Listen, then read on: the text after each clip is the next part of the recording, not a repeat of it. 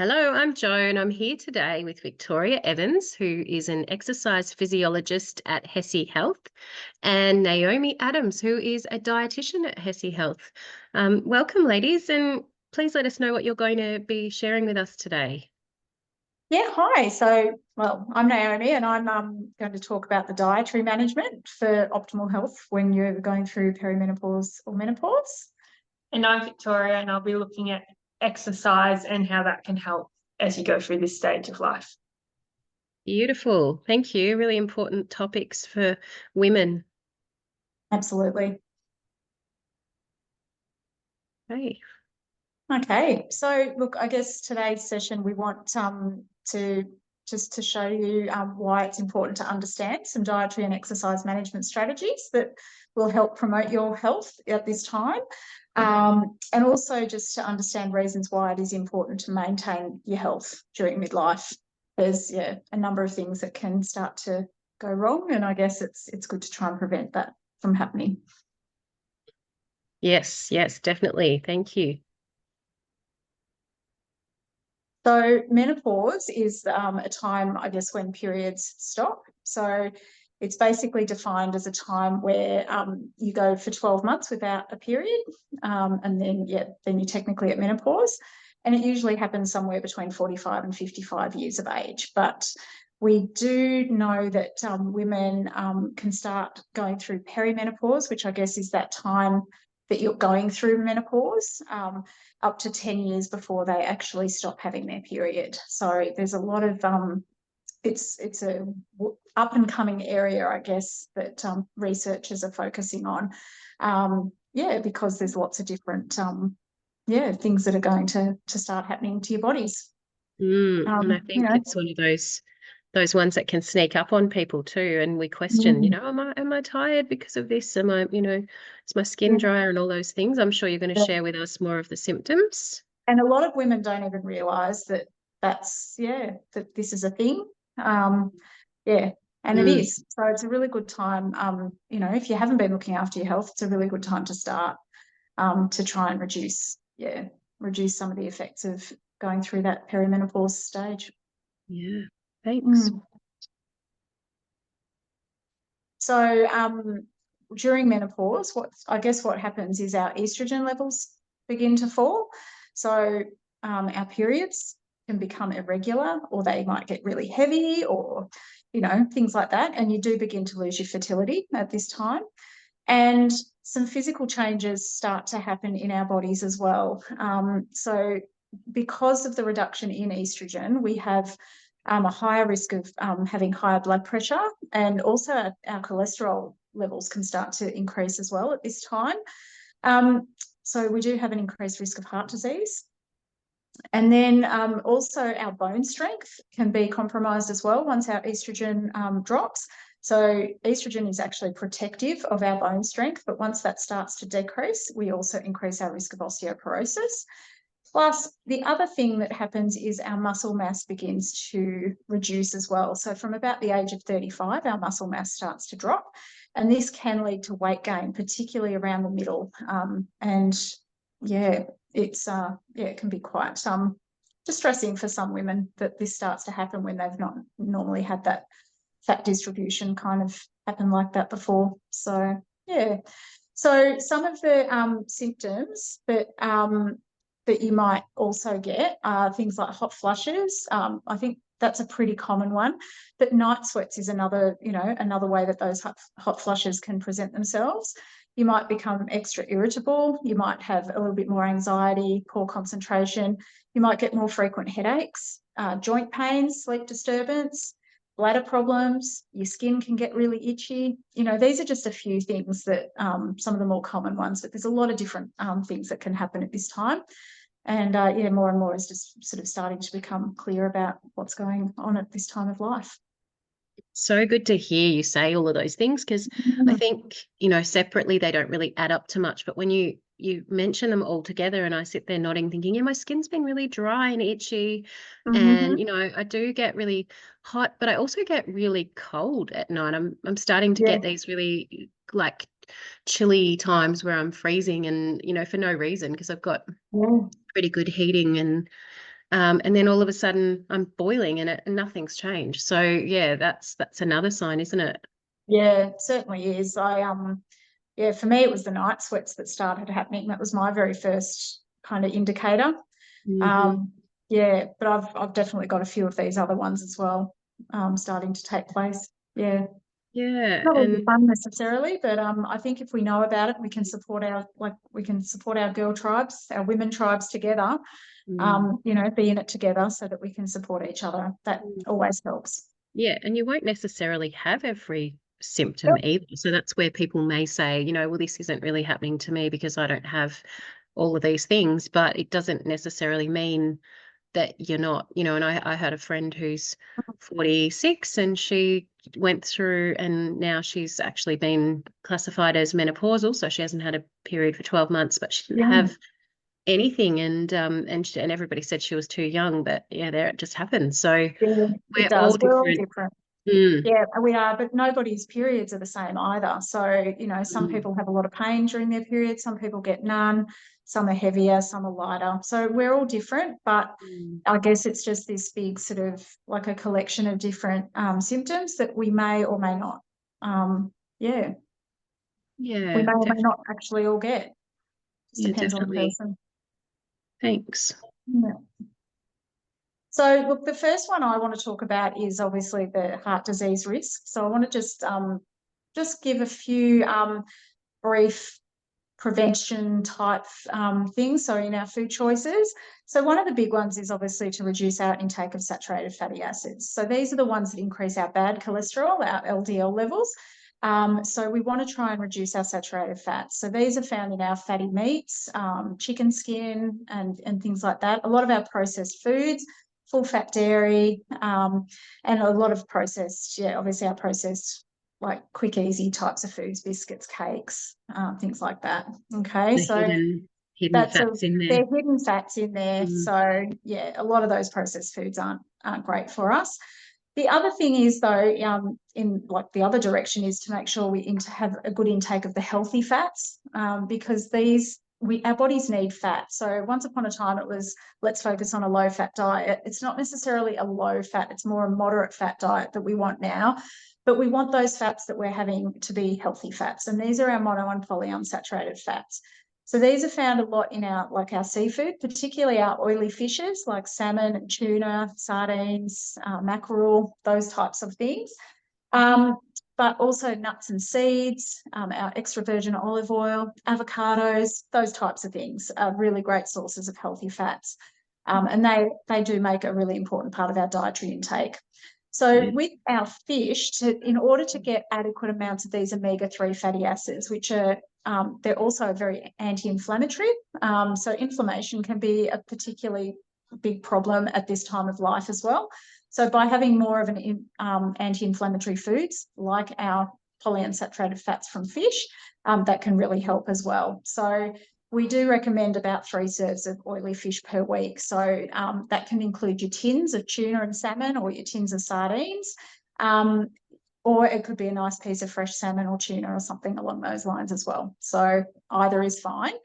The other really important thing is our 5 serves of veggies and 2 serves of fruit per day, because these are not only a fantastic source of dietary fibre for good bowel health, but the fibre within these can help reduce our cholesterol levels as well.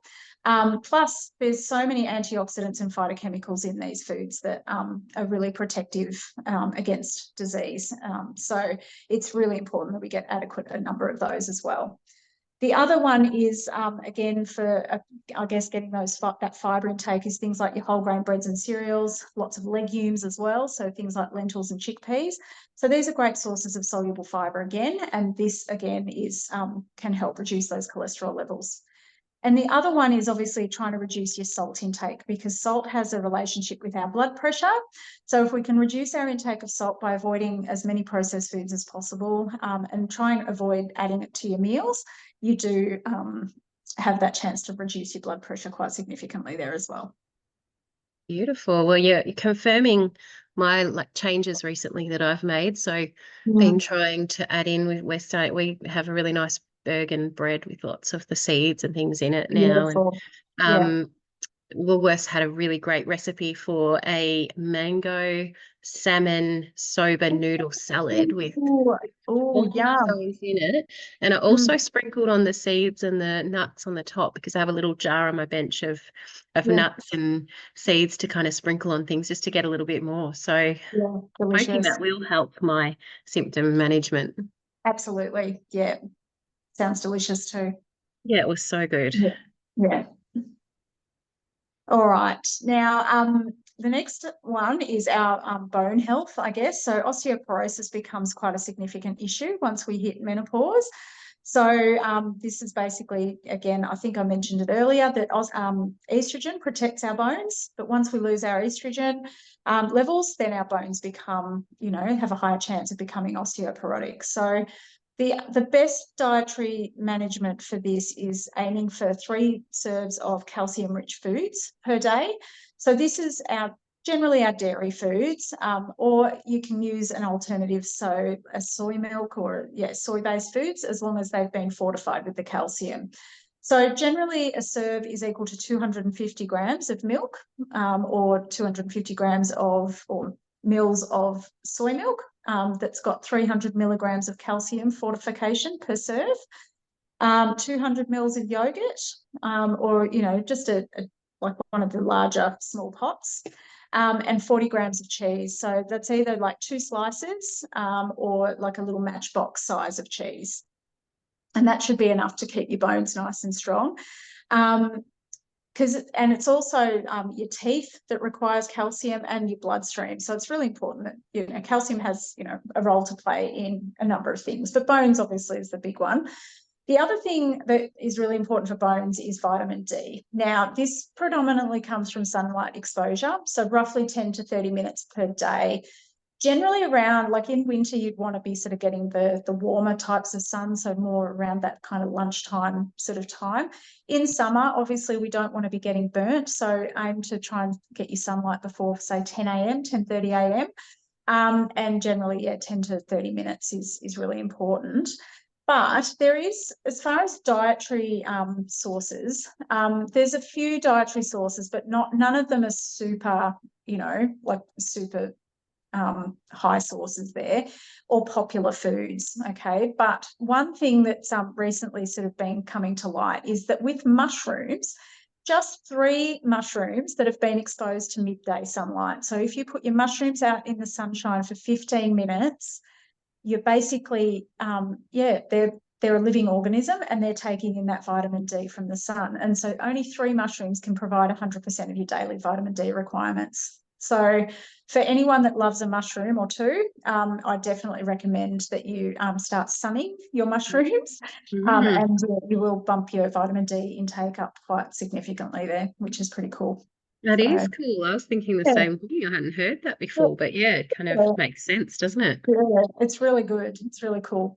The other thing is, and this is something to have a chat to your doctor about, so the treatment of HRT, hormone replacement therapy, can protect bone health as well by, I guess, putting back some of that estrogen. But I do recommend you speak to your doctor about this and whether that's a suitable choice for you or not. It's not something I can recommend, as a dietitian, but it is definitely something to consider, that can protect you. And there's some research in there that does show that those with taking HRT will have stronger bones. So it's just something to consider.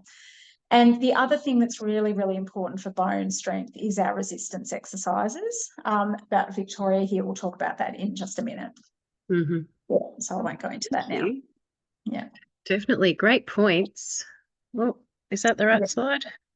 Yep. So, and then it's the dreaded weight gain, which even us dietitians going through menopause are subject to a little bit of extra weight gain at this time of our lives. Now, it's not because of the estrogen directly that causes weight gain. So this is this is popular belief, but what actually happens, it's actually due to the decline in our muscle mass. So what that means is that, so our muscle tissue is where our metabolic rate comes from. And if we reduce our muscle mass, it then means that our metabolic rate declines as well. So it means we require fewer kilojoules or calories per day. Okay. So basically, as you age, you require less food than you did when you were younger. All right. And it's not always easy to go from having a set amount of food per day just because your body is saying, okay, we're getting older and now you need to reduce it significantly. So this is why we tend to gain weight, because we tend to eat the same amounts, but our bodies don't actually require quite so many calories. So yeah, it's a bit of a bummer. It's frustrating, and yeah, I can relate to every woman that experiences this, because I am experiencing it myself. And yeah, so some dietary measures that can help. There is obviously reducing portion sizes. This is something I do recommend you do gradually. If you go from a really large portion to a very small portion overnight, you are going to be hungry and it's not going to be a sustainable change for you. Whereas if you do that change really gradually, you know, just over the course of, say, a month, you gradually reduce your portion sizes, you're going to find that you're going to be able to manage eating less more consistently. So that's what I would recommend there. The other thing is there's a fair bit of research out there showing that if you can prioritise protein intake, so making sure that you're getting adequate amounts of protein with your breakfast, lunch and dinner, this becomes really important to maintain your muscle mass, to build it up so that it's less likely to reduce. And obviously, as a lifestyle change, combining that with some resistance exercise, which we'll talk about in a minute. So that goes hand in hand. But also, we've still got to make sure we get carbohydrates and fats and things like that in there as well. I just think with our portion sizes, particularly of things like rice and pasta and bread, just to start just gradually reducing those portion sizes. So you still include them. It's still part of a healthy meal, and it's really important that we have them because, again, there's lots of nutrients to be found there, but just being aware of our portion sizes with those things as well. And the other thing is to include lots of those non-starchy vegetables with all of those antioxidants and phytochemicals, but they're also very, very low in calories, but very high in nutrients. So they're a really good one to put in there as well. Can you give us examples of some that you would recommend? Some vegetables? Yeah, just the Yeah. non-starchy. Oh, look, like there's loads. So we're talking things like your broccoli, your cauliflowers, your zucchinis, capsicums, cucumbers, lettuce, carrots, even things like peas. Peas have got a little bit of carbs, but I still count them as a non-carb. The only carbohydrate vegetables I would really be considering is things like potato, sweet potato and corn, and all the other veggies, just knock yourself out with. Get as many different colours as you physically can. Yeah, beautiful. And it's great these days. They've got so many options, even replacing pasta with the spiral zucchini and the other things that can make it taste pretty good, but you don't feel like you're missing out so much. But absolutely. Yeah, and you can definitely do that. But I still always recommend that you have a little bit of that carbohydrate, particularly at your lunch meal. Like, not so important at dinner because we tend to sit around a lot and we don't necessarily utilize our energy quite as much at nighttime. But during the day, having that carbohydrate, I would definitely be including that through the day. Yeah. Excellent. Okay. Yeah. And look, this I think is one of my last sort of screens, but yeah, this is, I guess, trying to help with reducing the hot flushes. That's probably by far the most common symptom of menopause. So phytoestrogens is a topic, it's been in the news a lot over the years, but phytoestrogens have been shown to help for some women to reduce the hot flushes, and that's because if you consume enough of them, they act like our estrogen levels do. And so they can potentially give our bodies that sort of effect that we've got that little bit of extra estrogen going on in there when in fact our actual levels are dropping. So these are found in things like our flax seeds, soybeans and edamame, dried fruits, sesame seeds, garlic, berries, tofu, our cruciferous vegetables like our broccolis and cabbage, those types of things. So with these sorts of foods, it can take 2 to 3 months for any benefits to become apparent. And you would have to, the best option with this is to make sure that you're getting it a couple of times at least a day. So spreading it out. It seems to work better if you're getting 2 or 3 serves versus having it all in one sitting. And this does tend to work better for some women than others. So it's by far, I think a lot more studies need to be done around this, but it is something that is currently being looked at, I think, and it can work for some women. So it's definitely worth a try, particularly if you really enjoy those foods. It's worth giving that a go for sure. The other thing that can help you reduce the hot flushes is by reducing caffeine and alcohol, okay, because they can both make it worse.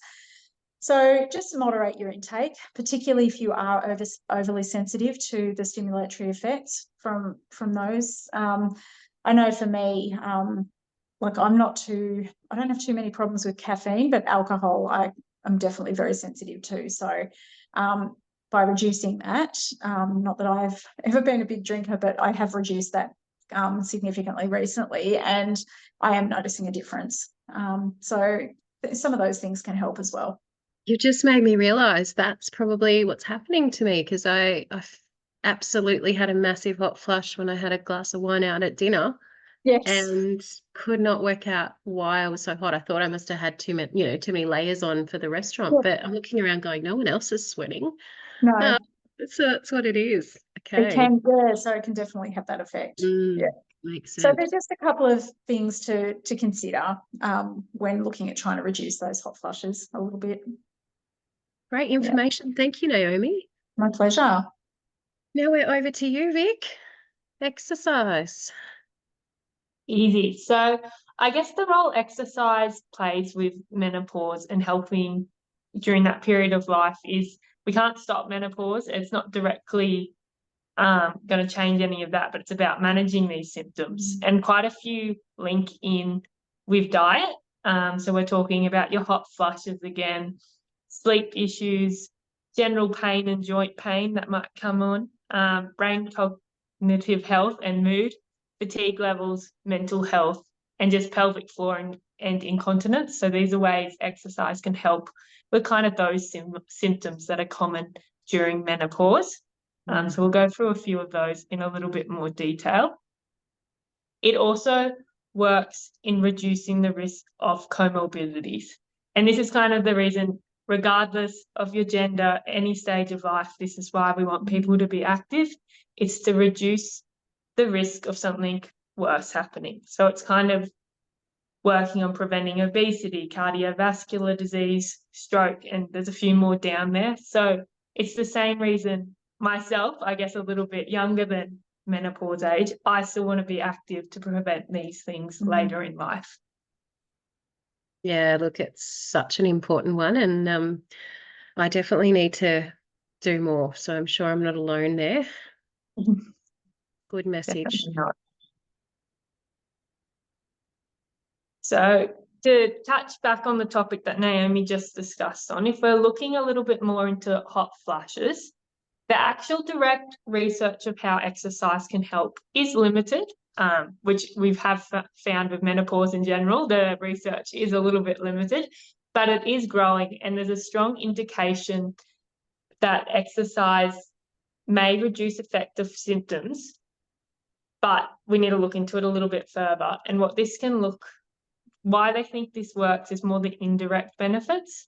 So, for example, it can help with weight loss and muscle growth, and by working on these, it can help you control how you manage your temperature better. It can also assist with maintaining the optimal level of blood vessel function. So it means you're better at dilating your vessels when you get hot to help you cool down quicker, and also constrict to help maintain heat, which is the same way when we do exercise. When we get hot, we get red, but that's because we're trying to expel heat, keep our core body temperature cool, so your body can become more efficient at doing that. Exercise also improves cardiovascular function, so kind of the efficiency of the body, which I'll go into a little bit more in a couple of slides' time. Next one is bone health, which Naomi touched on quite a bit with how diet can help, but this is probably a big area where exercise is really one of the #1 treatments for bone health, and in particular osteoporosis, which is kind of the main risk if we don't get on top of this early. There's some statistics for you. So 1 in 2 females over 65 will have an osteoporotic fracture. And this is mainly because of this decrease in estrogen. And this is also why females post-menopause are a lot more at risk of getting osteoporosis than males. And actually having osteoporosis isn't necessarily the issue. The issue with it is if you fall, you're at risk of breaking. So how we manage this with exercise is a few different ways. There's 3 main ones. So we've got balance training. So that's looking to, I guess, prevent the fall from occurring. So making sure you're stable and can manage incidences happening around you and stay on your feet. Next one is resistance training. So that's making sure you're strong and you're able to stay up and your muscles can keep bear load and you stay nice and strong. And the next one, which kind of varies depending what level we are, is impact training. To actually improve the strength of your bones, you've got to give them some load. The hard thing for, I guess, myself as an exercise physiologist is finding out what load is appropriate for which people. For me, impact training could look like jumping, a lot of high impact, high load. But if you've already got risk of osteoporosis or you're not used to something like that, we might take it back a little bit. And that could be looking at stomping and a lot of body weighted kind of pressure into the ground with just that little bit of impact helping to grow those bones. So good to hear you talk about this, because really for the general person, it's not something we really think about. And often exercise just for me is like, well, I'll go for a walk, or, I'll do what I can do. But to hear about how important it is to actually, balance and like you said, have that impact. Yeah. And that's where, with that impact, that's actually where, for example, walking's actually a great one. It's actually the one area where swimming and cycling aren't so good, because they're all about gliding through water or gentle motions of cycling. So that is where walking's really good to get that load. But I always see people who, it's hard to find the time or where to fit it in. But I would say a little strategy I have for a lot of people to just add in, say, balance, is if you're waiting for the kettle to boil, just at the kitchen bench, you can practice, even if it's tandem balance, so when your feet are in front of each other, or if it's single leg balance, you're just, while you're waiting there for the kettle to boil, you're kind of practicing. I'm going to do that. Yeah. Nice and little it takes strategy. ages. When you watch a kettle, it never boils. So Yeah. you'll have a lot of time on your hands to balance. That's a really good one. Yeah, and I think linking it, as you just said, to everyday activities is so important, rather than having to carve out, your hour to fit it all in. And I don't have that hour in my day. So rather than seeing it as all or nothing, I think I'm going to take on some of your advice and just start to weave it in. I read an article that was just saying, like, I can't do those long, lengthy sessions, but I'm going to do 10 minutes at a time, just 10 minutes in the morning before I head off, or 10 minutes when I get home, will still add up over the day. Yeah, and that's exactly right. And it's kind of my end message of this is, anything is better than nothing. Always more is better than less. But at the end of the day, anything is better than doing nothing. So if that means you can't commit to doing 30 minutes each day and you just stop doing it all because it's, you get down on yourself and it's too hard, then even if it's just you do 5 minutes, as long as that was more than 5 minutes you were doing previously, it's a win. And it's that starting that journey of strong. I often tell people, if exercise was easy, well, I wouldn't have a job, but like, society wouldn't be how it is. So you're not the only person who struggles with it. Yeah. It just falls off the list, and we just get so busy with, other things. So having a different mindset around it is really going to be important. And I love that, there's people like you out there to help and support the journeys of everybody, learning to really make it part of the way they live. So I Yeah, know, and yeah, do you want to tell us a bit about some of your yeah, so I'll topics? move on to the next one. And this is also about providing everyone with the education to help kind of, I guess, give them a little bit of a why. So it might Mm-hmm. help with motivation with wanting to do everything. So Naomi touched on this as well about heart health, and it was kind of how we have this increase, the loss of estrogen, we get this increased risk of abdominal fat. And this in turn can lead to increased insulin resistance as we're carrying more fat on us, and this increases our blood glucose. So you might have heard that in relation to diabetes, or kind of just think a little bit like your blood's thicker. So your body's having to work harder to do everything. It's the same as if you're really stressed at work, you're working harder to get everything done, and you get the risk of burning out, or in this case, it could be cardiovascular problems. Exercise is really good at teaching the system to work more efficiently. So it puts it under a little bit of load safely, and it gets your body used to working in that intensity. Then when you stop exercising, you slowly be able to drop that baseline level down. So you're working at a more efficient rate when you're not exercising. Exercise can also help increase your muscle mass, which tied in a little bit with what Naomi was saying as well earlier, which this is important for maintaining strength. And also, if you have more muscles, it means you're burning more fat and sugars, so you're less likely to increase your weight. Yeah, good points. So, This one also ties in quite, links in well as well. So it's kind of just a summary of what I was saying before.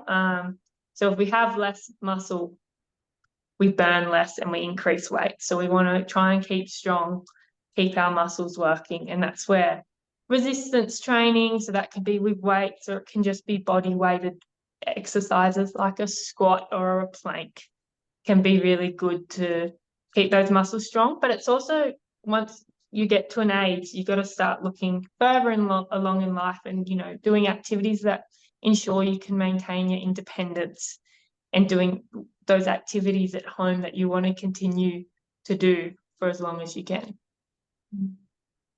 100%. I believe mental health was touched on a little bit in other presentations, but it is shown, and there's more research coming out, that women at a menopause age have a higher risk of mental health issues than at any other age, and it's probably quite underdiagnosed at this stage because they are always putting other people first, or not really thinking of themselves. And so it's probably something that we'll begin to hear a lot more of over the next few years.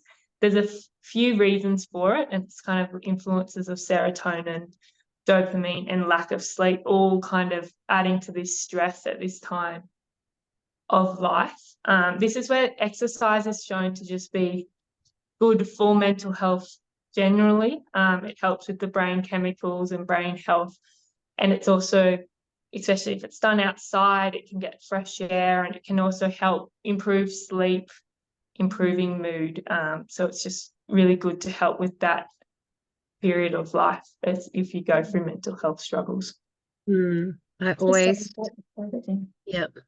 I feel so much better after I do get out and do something. There's just definitely that lift in my mood from, the chemicals the endorphins that I get from my exercise. So that is a driving factor to remind us if we're thinking we can't be bothered, or we're just too tired, or we just can't get out, or the weather's really bad, just picture how you'll feel afterwards, and you'll get that little boost of happy chemicals. Yeah, it's always good. So the last little bit, it's just kind of, I guess everyone wants to know, what should I be doing? Give me like the exact how much, when. It's very much dependent on individuals. But this is kind of like a big, like global overview. We want to kind of be doing resistance training. So that's your strength and your power, at least probably around 2 days a week. Then we also want impact training within that. your aerobic training. So this is, say, your 30 minutes of walking, which is great for vitamin D, or it could be 15 minutes of more high intensity interval training. We want to put some balance training in there to prevent falls. So that can be, as I said earlier, balancing while you wait for the kettle to boil. And then I've also just put in like yoga and mindfulness training. Can be really good just for mental health and to de-stress. It's kind of said if the actual exercise prescriptions is the same for the whole adult population, which is 150 minutes of moderate intensity exercise a week. It's a little bit less if you do a higher intensity. So you kind of want to hit that, but I would say for going through menopause, you kind of really want to focus on probably a little bit more of the impact and the resistance training just to keep those bones really strong and also to keep your muscle mass up there. If you feel like starting any of this, you can speak to your GP or you can chat to an allied health professional like myself as an exercise physiologist. Yeah, thanks, Vic. Where would they find you? So just at Hesse Rural Health, that's where I am. But I believe Colac Area Health also has an EP in their team.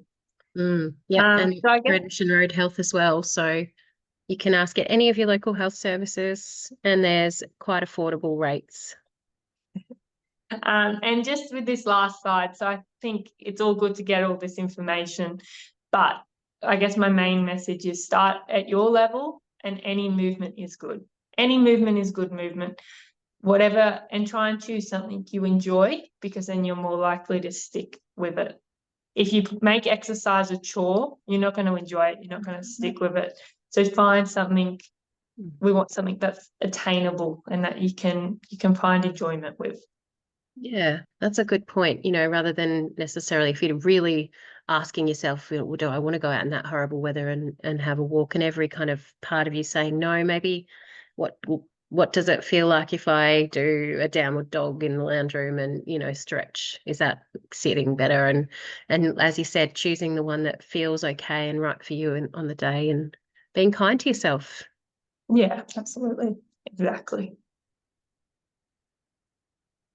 All right. So look, I'll just I guess just a really quick summary of our dietary lifestyle changes that we sort of recommend around that perimenopausal and menopausal time. So by making these changes, you are going to improve your health into the future. Okay, so I think we've roughly got at least a third, if not a bit more, of our life after menopause. So we want to make sure it's a healthy one. We don't want to be like in hospital and being sick all the time. That's not much fun.